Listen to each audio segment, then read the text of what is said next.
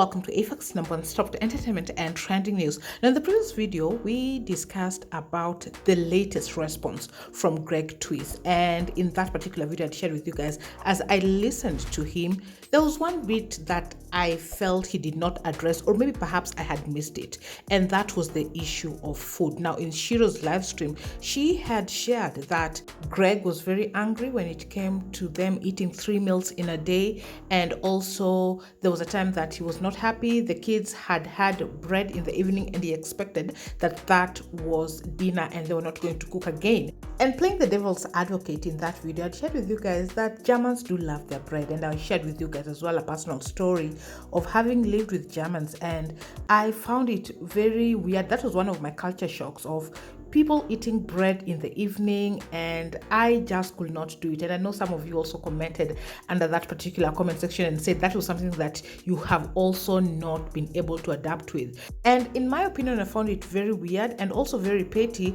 that if in my culture we eat 3 meals in a day, then why should it be a big deal when you eat 1 meal in a day? Why should you judge me for eating 3 times? And so actually Greg had an explanation about the food issue under his description box, and we will be going through that.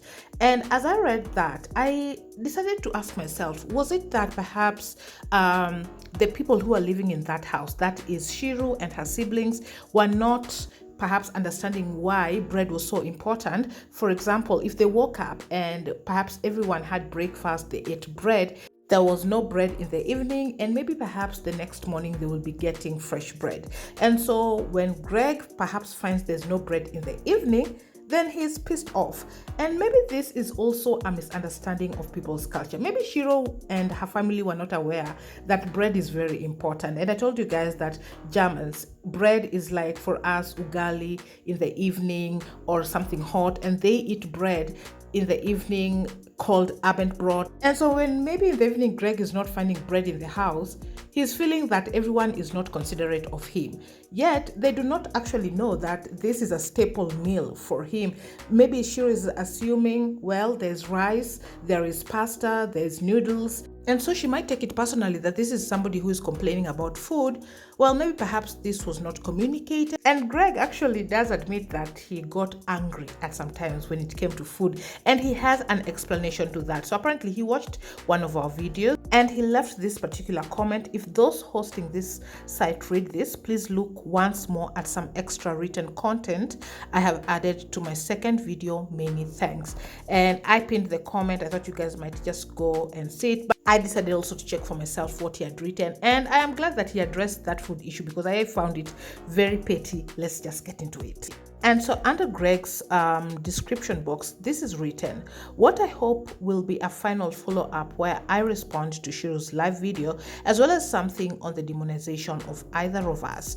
A comment on some comments. I think some viewers have not been paying attention. I came over to live with Mary and the children as early as I could, taking over a year to sell my house to be able to do that. Some commenting seem to think I should have done this before, but think about what you are saying. You are then saying I should abandon my children in Germany, whom I had known and loved for 13 years, to travel to Kenya to live with a woman I had just met. Please look at the other side of the coin. I came as soon as I could to live permanently with Mary and the kids, and it was not me who moved out.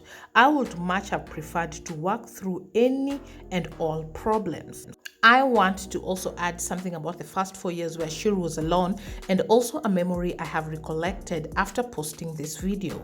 I was kidnapped in 2011 in Kenya. Luckily, I escaped my kidnappers. This left an indelible mark on me. I found it exceedingly difficult to trust anyone. Add to that, I had been warned about all kinds of manipulations and entrapment from Kenyan ladies. When Mary therefore told me she was pregnant, at first I simply did not believe it. Or at least I did not believe this pregnancy could be from me. Had I believed it, I would have acted differently. I do remember now that I blocked her when I got back to Germany. I had the feeling I was being conned. However, the feeling would not let me go. What if she's telling the truth? So I unblocked her. A short while later, she wrote to me with a picture of her happy with another man.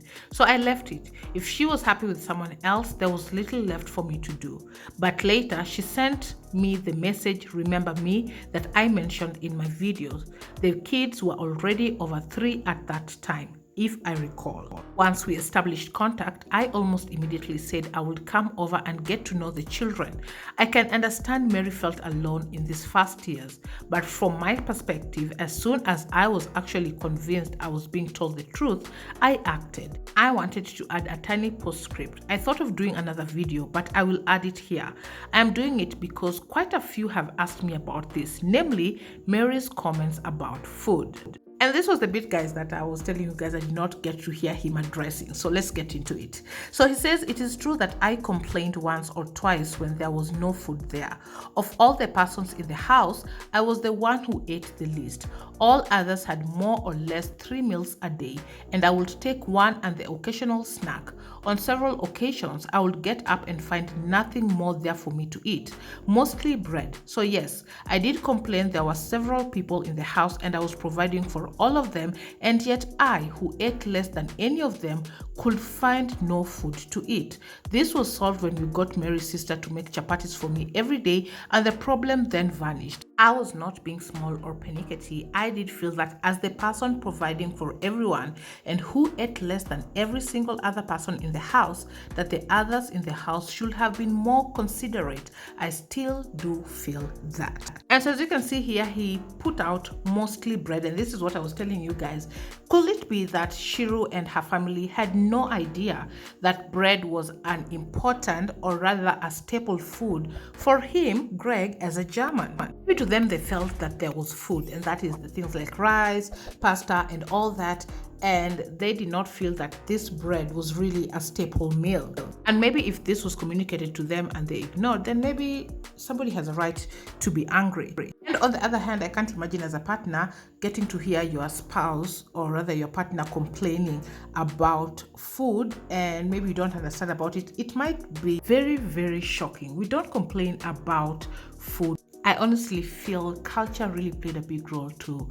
These two drifting apart, because even as you get to hear Ciru describing Greg, she seemed to have loved him, in my opinion. He spoke about some good attributes about him. He's not somebody who is violent, but these incidents where the kids were locked in the room, this she found shocking. He came out to explain that the reason why he locked the kids in the room is because, first of all, he was not prepared to live with the children. He was ambushed. Second, he was working, and at that time he wanted that silent and just concentrate on his work, because that was also important for him. But what we got to understand from Ciru's side is that the kids were upset about it and they had explained this to their grandparents. So perhaps still, I think we come back to communication. Should this have been communicated like, I need to work. Do you mind taking the kids out to the park for some outing, perhaps for some ice cream or something, and then you get to do your work? But also we do get to understand that he was not prepared to live with the children at that time. So maybe there was tension while living there. I think Ciru actually explained that things were not so rosy. So maybe that kind of environment made things to be a little bit difficult to communicate. Anyway, that's it. That is the update from Greg and what he had shared on our video, and the thing that he wanted people to read about. And he has addressed the issue of food. He has addressed the issue of abandoning Ciru, coming into our life and living again. He has addressed that, and I think you just need to watch their videos respectively and make your own judgment and get to understand their respective stories in regards to how this relationship was. Thanks so much for watching, and I will see you on the next one. Please subscribe if you haven't, and turn on your notification bell so you're notified once we have new uploads. Till next time, bye bye.